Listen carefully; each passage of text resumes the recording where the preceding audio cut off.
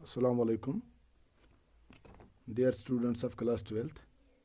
हम आज एक्सरसाइज 5.1 का क्वेश्चन नंबर 17 करने जा रहे हैं। क्वेश्चन नंबर 14 मैंने आपको कल दिखाया था। क्वेश्चन 15 और 16 सेम टाइप के हैं। क्वेश्चन 17 और 18 ये दो क्वेश्चन एक ही टाइप के हैं। तो इनमें से मैं एक क्वेश्चन आपको दिखाऊंगा, क्वेश्चन नंबर 17 में आपको दिखाऊंगा। तो क्वेश्चन नंबर 17 कहता है find the relationship between A and B so that the function f defined by f of x is equal to ax plus 1 if x is less than or equal to 3, bx plus 3 if x is greater than 3। तो question कहता है कि आप a और b में relation बताइए ताकि ये फंक्शन जो है ये कंटिन्यूस होगी किस पॉइंट पे, at x is equal to 3। Continuous होगी at x is equal to 3। तो सिंपल क्वेश्चन है ये। हम पहले 3 पे इसकी कंटिन्यूटी चेक करेंगे। तो मैं लिखूंगा at 3 at x is equal to 3 f3 किसके बराबर आएगा। देखिए fx f3, जब x का वैल्यू 3 के बराबर है तो fx का वैल्यू उस वक्त ax प्लस 1 होगा। तो x के बदले में 3 यूज़ करूँगा। तो f3 किसके बराबर होगा, a into 3 plus 1 that is equal to 3a plus 1 at x is equal to 3। Now limit, left hand limit हम करेंगे अब। Limit x tends to 3 minus f of x is equal to limit x tends to 3 minus. 3 minus का मतलब है हम 3 को approach कर रहे हैं लेफ्ट साइड से, तो x इज लेस देन 3। तो उस टाइम f(x) का वैल्यू ax प्लस 1 होता है। तो मैं यही यूज़ करूँगा। मैं लिखूँगा limit x tends to 3 minus f(x) के बदले में लिखूँगा ax plus 1 that is further equal to.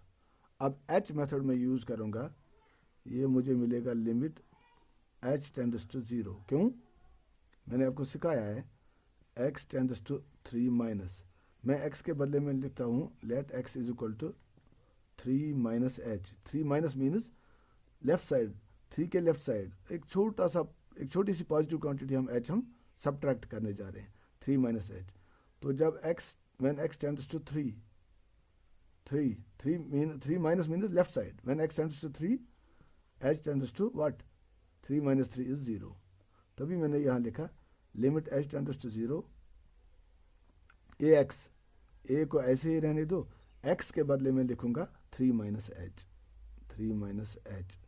Plus 1। ठीक है, तो that is further equal to limit h tends to 0 3a minus ah plus 1। अब जब हम h का वैल्यू 0 दे देंगे तो ये मुझे मिलेगा 3a minus a into 0 plus 1 that is equal to 3a plus 1। तो this is my left hand limit. ये this was my value of the function at x is equal to 3। अब हम कैलकुलेट करेंगे राइट हैंड लिमिट। तो right hand limit x tends to 3 plus f of x is equal to limit x tends to 3 plus, देखिए when x is greater than 3 उस time f(x) का value bx plus 3 के बराबर होता है। तो यहाँ मैं f(x) के बदले में लिखूँगा bx प्लस 3। तो मैं h मेथड यूज़ करूँगा that is equal to limit h tends to 0 bx के बदले में लिखूँगा b इंटू x के बदले 3 प्लस h प्लस 3। ये आपको समझ में आया होगा। That is equal to limit h tends to 0 3b plus bh plus 3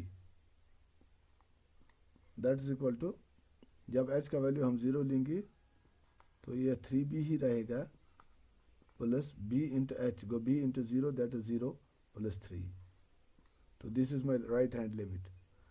अब देखिए value of the function is 3a plus 1 at 3, left hand limit है आल्सो 3a प्लस 1 और राइट हैंड लिमिट जो है वो है 3b प्लस 3।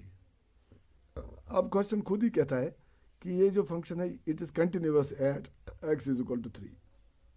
जब ये 3 पे कंटिन्यूअस होगी तो सीधी सी बात है left hand limit right hand limit और वैल्यू ऑफ द फंक्शन क्या होंगे, बराबर होंगे। ठीक है, तो ये मैं रब करूंगा। अब ये नोट किया होगा आपने, I will rub it.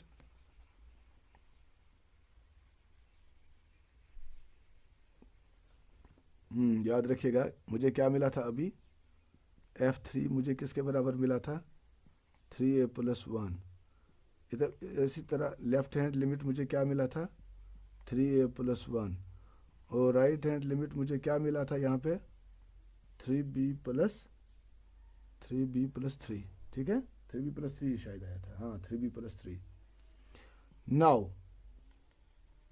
For f means this function fx to be continuous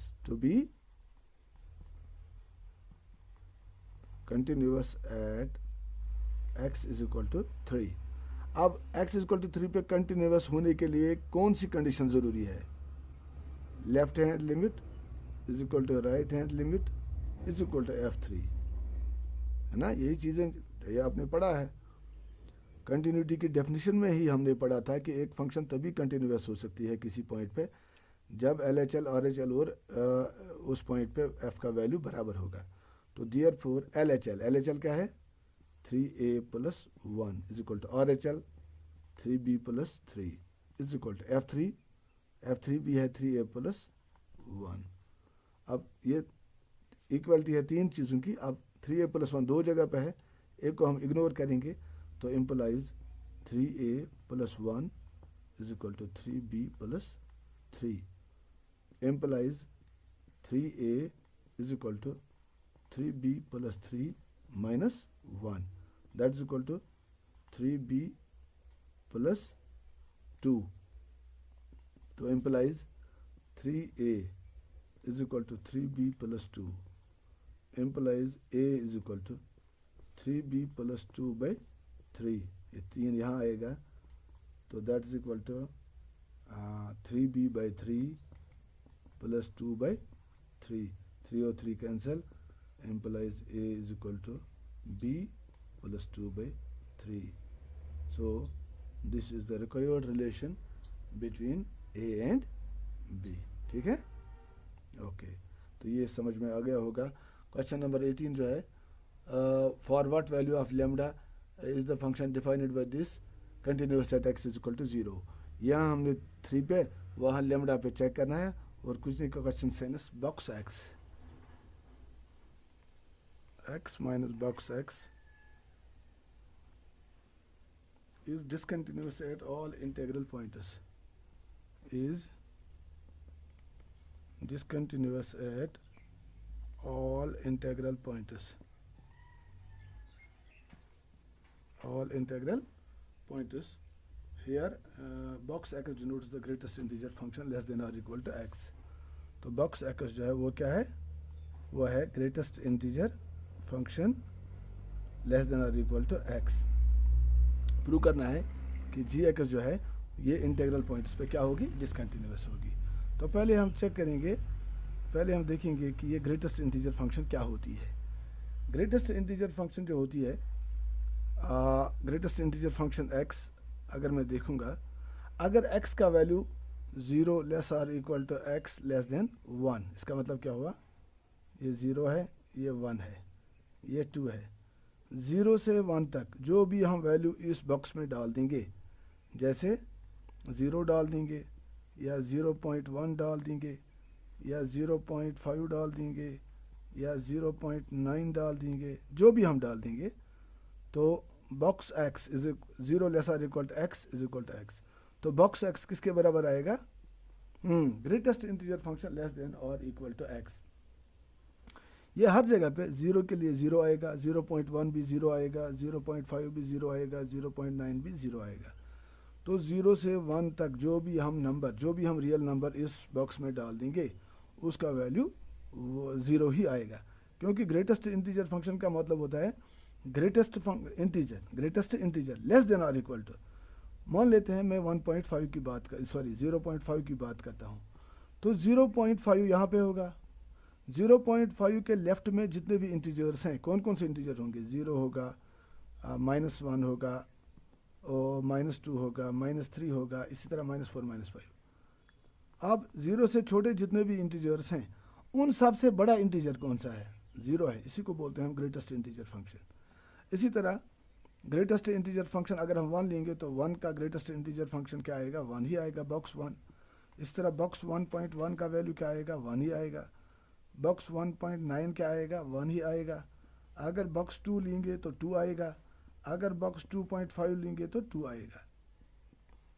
तो होपली 11th में भी ये आपने पढ़ा है, तो ये आपको समझ में आया होगा कि ये ग्रेटेस्ट इंटीजर जो फंक्शन होती है ये क्या होती है, इसका मीनिंग क्या होता है।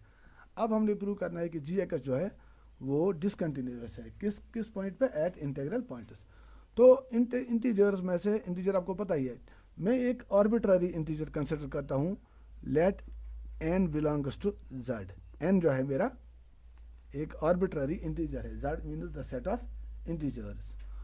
तो इस n पे, n जो है ये एक आर्बिट्ररी पॉइंट है, n पे मैं इस फंक्शन जी एक्स की कंटिन्यूटी अब चेक करूँगा। तो n बिलोंग्स टू z, तो मैं लिखूँगा g ऑफ n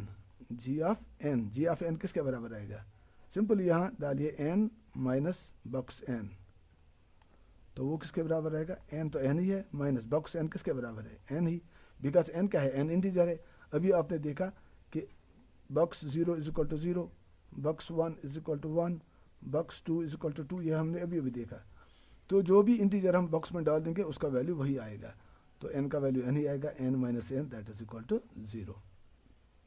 अब मैं इसका लिमिट लूँगा, लेफ्ट हैंड लिमिट और राइट हैंड लिमिट। तो मैं लिखूँगा लिमिट, पहले लिखूँगा मैं left hand limit, LHL is equal to limit x tends to n minus g of x, that is equal to limit x tends to n minus G X के बदले में क्या लिखूँगा, x, मैं यहाँ कर्व्ड ब्रैकेट यूज़ करूँगा, x minus box x, ठीक है। तो अब मैं लिखूँगा n, इसको मैं h मेथड के ज़रिए हल करूँगा, तो मैं लिखूँगा limit x tends to n minus के बदले में लिखूँगा h टेंड्स टू 0। तो x किसके बराबर मैंने रखा, n माइनस h, क्योंकि हम लेफ्ट साइड से अप्रोच करते हैं। तो यहाँ मैं लिखूँगा n के बदले, x के बदले n minus h minus box n minus h, curved bracket close, that is further equal to limit. तो आपने पढ़ा है 11th में, limit of sum is equal to sum of limits, limit of सब difference is equal to difference of limits. तो यहाँ मैं लिखूँगा limit h tends to 0 n minus h minus limit h tends to 0 box n minus h, that is equal to limit. अच्छा, limit आपको, limit को मैं evaluate करूँगा, limit h tends to 0 n minus h, ये n minus 0 बनेगा, क्योंकि h के बदले में लिखूँगा 0, n माइनस 0, फिर है माइनस। अब देखिए limit n minus h, limit n minus h, अगर मैं लिखूँगा बॉक्स 1 माइनस h, तो किसके बराबर आएगा ये, box 1 minus h। Number line पे देखिए ये 1 है, 1 माइनस समथिंग, ये किस पे आएगा, 0 पे, तो ये 0 आएगा।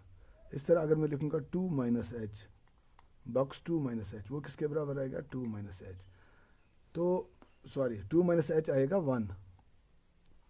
इस तरह अगर मैं लिखूँगा 3 माइनस h, वो किसके बराबर आएगा, 2 पे आएगा। तो ये जो है, ये इसको एक माइनस करना पड़ेगा यहाँ इसका वैल्यू निकालने के लिए।